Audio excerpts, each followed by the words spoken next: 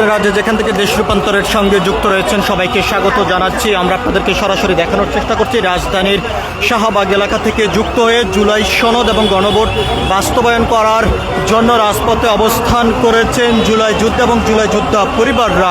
এখান থেকে তারা যেমনটি বলছেন যে ছাত্র জনতার আন্দোলনের সময় যারা সন্তান হারিয়েছেন তারা কিছুক্ষণ আগে শাহবাগে বক্তব্য দিয়েছেন। বক্তব্যের মধ্যে দিয়ে তারা যেমনটি বর্তমান নির্বাচিত সরকারের কাছে দাবি করেছেন এবং তারা বলেছেন যে নির্বাচনের পর রাষ্ট্রের দায়িত্ব গ্রহণ করার পর নির্বাচিত সরকার জুলাই সনদ বাস্তবায়ন করবে এবং তাদের যে আকাঙ্ক্ষা সে আকাঙ্ক্ষা পূরণ করবে। তবে তার চিত্র একেবারে ভিন্নভাবে দেখা যাচ্ছে এমনটি কিন্তু তারা অভিযোগ করেছেন।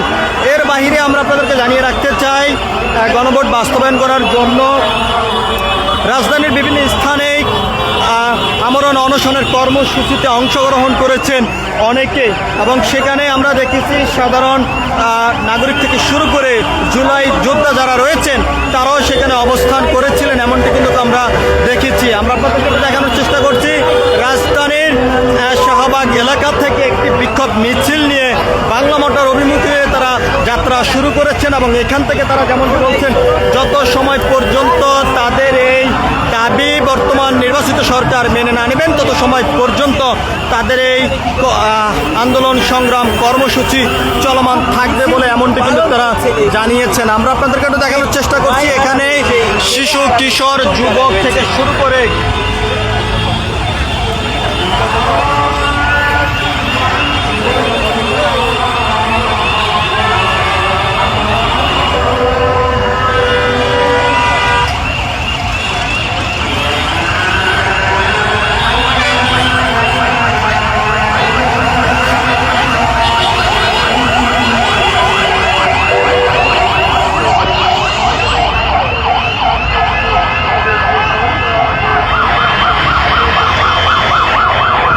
একটু পিছিয়ে আসেন, আপনি বারবার সামনে চলে যান কেন বলেন তো? আমরা আপনাদেরকে একটু দেখানোর চেষ্টা করছি যে জুলাই সনদ এবং গণভোট বাস্তবায়ন করার লক্ষ্যে জুলাই পরিবার জুলাই যোদ্ধারা রাজপথে অবস্থান করেছেন।